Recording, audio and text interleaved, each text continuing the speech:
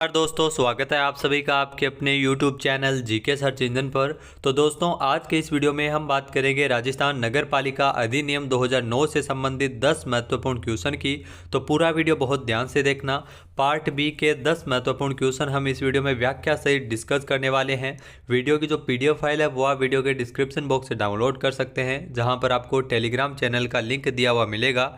इसके अलावा कल के वीडियो में मैंने आपसे एक क्वेश्चन पूछा था, जो था राजस्थान राज्य में नगर पालिकाओं के निर्वाचन हेतु समस्त निर्वाचक नामावलियों की तैयारी, पुनरीक्षण और शुद्धि का पर्यवेक्षण निम्नलिखित में से किसके द्वारा किया जाएगा।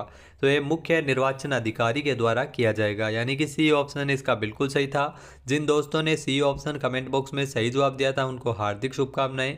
धारा 16 के तहत ये दिया गया है कि जो समस्त निर्वाचक नामावलियों की तैयारी, पुनरीक्षण और शुद्धि का पर्यवेक्षण मुख्य निर्वाचन अधिकारी के द्वारा होगा। तो चलिए स्टार्ट करते हैं आज के क्वेश्चन। तो पहला क्वेश्चन है, राजस्थान राज्य के अंतर्गत किसी स्थानीय क्षेत्र की जो किसी भी नगरपालिका की सीमाओं के भीतर सम्मिलित नहीं है, बाद में उसे किसी नगरपालिका के अंतर्गत सम्मिलित कर लिया जाता है, तो उसके लिए जो सदस्यों का निर्वाचन नियत तिथि नियत दिन से कितनी कालावधि के भीतर करवाया जाएगा। तो ये आपको बता दें कि जो निर्वाचन है, जो हाल ही में आपको बता दें कि जो 6 माह की कालावधि के भीतर करवाया जाएगा, यानी कि ए ऑप्शन इसका बिल्कुल सही हो जाएगा। दोस्तों राजस्थान नगर पालिका अधिनियम 2009 से संबंधित महत्वपूर्ण वर्णन है, जिसमें जो राजस्थान के जो किसी भी स्थानीय क्षेत्र को किसी भी नगर पालिका की सीमाओं के भीतर सम्मिलित नहीं है, बाद में किसी नगर पालिका के अंतर्गत उसे सम्मिलित कर लिया जाता है। तो धारा 3 के अंतर्गत यह दिया गया है कि जो नियत दिन से 6 माह की कालावधि के भीतर उन सदस्यों का निर्वाचन कराना अनिवार्य है। आइए जानते हैं इंपॉर्टेंट फैक्ट्स। तो राजस्थान नगर पालिका अधिनियम 2009 की धारा 3, जो कि नगर पालिका के परिसीमन से संबंधित है। ध्यान रखना, नगर पालिका का परिसीमन जो धारा 3 के अंतर्गत दिया गया है, जिसके अनुसार राजस्थान राज्य के अंतर्गत छावनी बोर्ड के अतिरिक्त कोई भी स्थानीय क्षेत्र जो किसी नगर पालिका के अंतर्गत सम्मिलित नहीं है, बाद में उसे किसी नगर पालिका के अंतर्गत शामिल किया जाता है, तो उस अतिरिक्त क्षेत्र के सदस्यों का निर्वाचन है वो नियत दिन से 6 माह की कालावधि के भीतर भीतर करवाया जाना अनिवार्य है। अगला जो क्वेश्चन है दोस्तों, राजस्थान में नगर पालिका संबंधी प्रावधानों के अनुसार निम्नलिखित में से किस क्षेत्र में नगर परिषद की स्थापना की जा सकती है।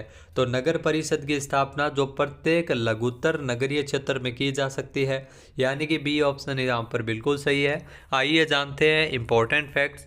तो राजस्थान नगर पालिका अधिनियम 2009 की धारा 5 में दिया गया है, नगर पालिका की स्थापना और नियमन से संबंधित है धारा 5, जिसके अनुसार प्रत्येक लघुत्तर नगरीय क्षेत्र में एक नगर परिषद की स्थापना की जाएगी, और ऐसी नगर परिषद उस नगर की जिसके प्रति निर्देश से नगर पालिका जानी जाती है। तो जनसंख्या इसमें 1 से 5 लाख तक हो सकती है। जो प्रत्येक लघुत्तर नगरीय क्षेत्र में नगर परिषद की स्थापना होगी, नगर परिषद के नाम से निगमित निकाय होगी, उसे शाश्वत उत्तराधिकार होगा और उसकी जो एक सामान्य मोहर होगी, उसके निगमित नाम से वह वाद चला सकेगी और उस पर वाद चलाया जा सकेगा। नेक्स्ट क्वेश्चन है, राजस्थान नगरपालिका अधिनियम 2009 के अध्याय 12 में निम्नलिखित में से किसके संबंध में दिया गया है। तो राजस्थान नगरपालिका अधिनियम 2009 के जो अध्याय 12 की अगर बात की जाए, तो नगर पालिकाओं की शक्तियां और अपराध से संबंधित है, यानी कि सी ऑप्शन इसका बिल्कुल सही है। यहाँ अध्याय 12 जिसमें नगर पालिकाओं की शक्तियां और अपराध से संबंधित है। वहीं अगर बात की जाए नगर पालिका राजस्व है, तो ये अध्याय 7 के अंतर्गत दिया गया है। नगर पालिका विकास और नगर योजना, जी हाँ, ये अध्याय 11 के अंतर्गत दिया गया है। इसके अलावा नगर पालिका वित्त और नगर पालिका निधि अगर बात की जाए तो अध्याय 5 के अंतर्गत दिया गया है। आइए जानते हैं इंपॉर्टेंट फैक्ट्स। तो राजस्थान नगर पालिका अधिनियम 2009 के अध्याय 12 के अंतर्गत धारा 200, ध्यान रखना, धारा 200 से लेकर 297, जिसमें नगर पालिक शक्तियों और अपराध के बारे में उपबंध किए गए हैं। नेक्स्ट है, राजस्थान में नगर पालिकाओं की पदावधि कितनी है। तो राजस्थान में नगर पालिका की अगर बात की जाए तो नगर पालिकाओं की जो पदावधि है वो प्रथम बैठक के लिए नियत तारीख से 5 वर्ष तक होती है, यानी कि बी ऑप्शन इसका बिल्कुल सही है। आइए जानते हैं इंपॉर्टेंट फैक्ट्स। तो राजस्थान नगर पालिका अधिनियम 2009 की धारा 7 जी हाँ, धारा 7 के अंतर्गत दिया गया है कि प्रत्येक नगर पालिका यदि वह इस अधिनियम के उपबंधों के अधीन जो पहले से ही विघटित नहीं कर दी गई हो तो उसकी जो प्रथम बैठक है उसके लिए नियत तारीख से 5 वर्ष तक वो बनी रहेगी। यानी 5 वर्ष तक उसकी जो प्रथम बैठक की नियत तारीख से 5 वर्ष तक उसकी पदावधि रहेगी। नेक्स्ट क्वेश्चन है, राजस्थान में किसी भी नगर निगम का नगरपालिक शासन निहित होता है। तो राजस्थान में ये आपको बता दें कि नगर निगम का जो नगरपालिक शासन है वो महापौर के माध्यम से निहित होता है। यानी कि ए ऑप्शन इसका बिल्कुल सही है दोस्तों। जहाँ राजस्थान नगर पालिका अधिनियम 2009 की धारा 8 के अंतर्गत, जहाँ धारा 8 जिसके अंतर्गत किसी भी नगर पालिका जो नगर पालिका बोर्ड है और नगर परिषद और नगर निगम जिसका जो नगर पालिक शासन है उसके अध्यक्षों के माध्यम से निहित होता है। वहीं अगर बात की जाए नगर निगम की तो नगर निगम में महापौर के माध्यम से और नगर परिषद में सभापति के माध्यम से निहित होता है। आइए जानते हैं इंपॉर्टेंट फैक्ट्स। तो राजस्थान नगर पालिका अधिनियम 2009 की धारा 8 जिसमें नगर पालिका जो नगर पालिका बोर्ड, नगर परिषद और नगर निगम जिसमें नगर पालिक शासन उनके अध्यक्षों के माध्यम से निहित होता है। यानी नगर पालिका बोर्ड में अध्यक्ष के माध्यम से, नगर परिषद में सभापति के माध्यम से और नगर निगम में महापौर के माध्यम से यह विहित होता है। नेक्स्ट क्वेश्चन है, राजस्थान नगर पालिका अधिनियम 2009 की धाराओं तथा उसकी विषय वस्तु के संबंध में असुमेलित युग्म की पहचान कीजिए। तो आपको बता दें कि नगर पालिका की स्थापना और निगमन ये धारा 5 के अंतर्गत दिए गए, बिल्कुल सही है। नगर पालिका की संरचना धारा 6 के अंतर्गत दी गई है, ये भी बिल्कुल सही है। इसके अलावा नगर पालिका की पदावधि ये धारा 7 के अंतर्गत दी गई है, हमने अभी पढ़ा, ये भी बिल्कुल सही है।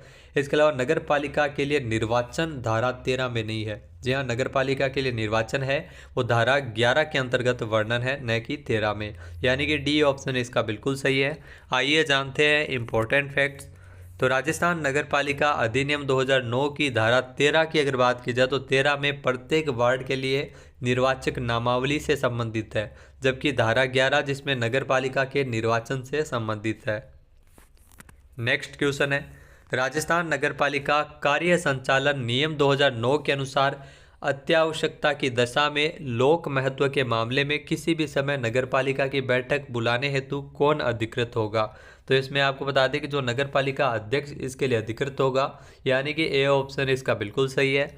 आइए जानते हैं इंपॉर्टेंट फैक्ट्स। तो राजस्थान नगर पालिका कार्य संचालन नियम 2009 के नियम 3 के अनुसार, जी हाँ, नियम 3 के अंतर्गत दिया गया है राजस्थान नगर पालिका कार्य संचालन नियम 2009, जिसके अंतर्गत अत्यावश्यकता की दशा में लोक महत्व के मामले में नगर पालिका अध्यक्ष किसी भी समय आवश्यक बैठक बुला सकता है। तो नगर पालिका की बैठकों से संबंधित है नियम 3, जिसमें 3 तरह से बैठक है वो बुलाई जा सकती है। जिसमें पहली है जो साधारण बैठक की अगर बात की जाए तो 60 दिन में एक बार, जी हाँ 60 दिन में एक बार, और न्यूनतम अगर बात की जाए तो 6 बैठक इसमें बुला सकते हैं।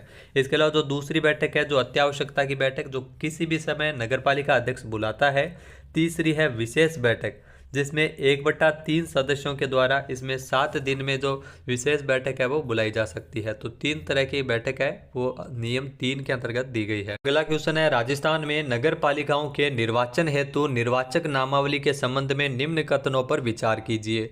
पहला दिया गया है कि कोई भी व्यक्ति एक से अधिक वार्डों की निर्वाचक नामावली में रजिस्ट्रीकृत किए जाने का हकदार होगा।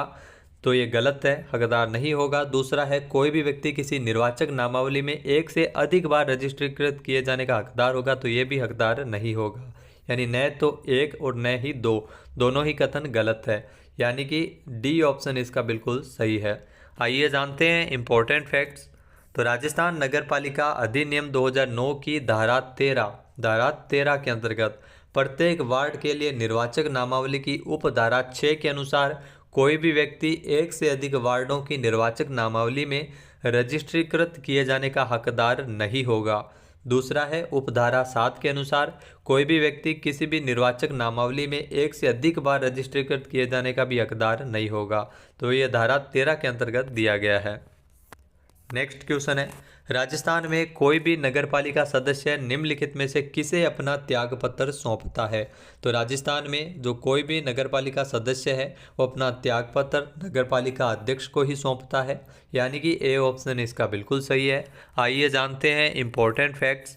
तो राजस्थान नगरपालिका अधिनियम की धारा 38 के अनुसार कोई भी नगरपालिका सदस्य कार्यपालक मजिस्ट्रेट द्वारा सम्यक रूप से जो अनुप्रमाणित उस आशय का लिखित नोटिस, जी हाँ लिखित नोटिस अध्यक्ष को देकर अपनी सदस्यता से त्यागपत्र दे सकता है। और ऐसा त्यागपत्र नोटिस की तारीख से 15 दिन की समाप्ति के पश्चात या अध्यक्ष द्वारा त्यागपत्र स्वीकार करने की तारीख जो भी पहले वो प्रभावी होगा। तो ये ध्यान रखना, कंडीशन ज़रूर इसमें इम्पोर्टेंट है आपके लिए कि ऐसा त्यागपत्र नोटिस है, नोटिस की तारीख से 15 दिन की समाप्ति के पश्चात या जो नगरपालिका अध्यक्ष द्वारा त्यागपत्र स्वीकार किए जाने वाली तारीख, दोनों में से जो भी पहले वो प्रभावी होगा। नेक्स्ट क्वेश्चन है, राजस्थान नगरपालिका अधिनियम 2009 के प्रावधानों के अनुसार नगरपालिकाओं के वार्षिक वित्तीय विवरण और तुलन पत्र निम्नलिखित में से किसके द्वारा तैयार किए जाते हैं। तो आपको बता दें ये तुलन पत्र है जो तैयार करवाए जाते हैं। तो राजस्थान नगरपालिका अधिनियम 2009 के प्रावधानों के अनुसार मुख्य नगरपालिक अधिकारी के द्वारा, यानी कि सी ऑप्शन इसका बिल्कुल सही है। आइए जानते हैं इम्पोर्टेंट फैक्ट्स। तो राजस्थान में जो वर्तमान नगरपालिका संबंधी प्रावधानों के अनुसार मुख्य नगरपालिक अधिकारी किसी वित्तीय वर्ष की समाप्ति के 3 मास के भीतर एक वित्तीय विवरण जो बैलेंस शीट है वो तैयार करेगा, जिसमें पूर्ववर्ती वित्तीय वर्ष के लिए नगरपालिका के लेखाओं के संबंध में आय और व्यय का लेखा, प्राप्तियां और संदाय का लेखा, इसके अलावा पूर्ववर्ती वित्तीय वर्ष के लिए जो नगरपालिका की आस्तियों और दायित्वों का एक तुलन पत्र तैयार करवाएगा। अब बात कर लेते हैं आज के हमारे क्विज की, जिसका आंसर आपको कमेंट बॉक्स में देना है। तो आज का आपके लिए क्विज है, राजस्थान नगरपालिका अधिनियम 2009 के प्रावधानों के तहत नगरपालिका के वार्डों का संख्यांकन निम्नलिखित में से किस कोण से शुरू होगा। इसका सही आंसर आपको कमेंट बॉक्स में देना है। वीडियो आपको कैसा लगा हमें कमेंट बॉक्स में जरूर बताइएगा। PDF फाइल आप वीडियो के डिस्क्रिप्शन बॉक्स से डाउनलोड कर सकते हैं। जय हिंद, जय भारत, जय राजस्थान।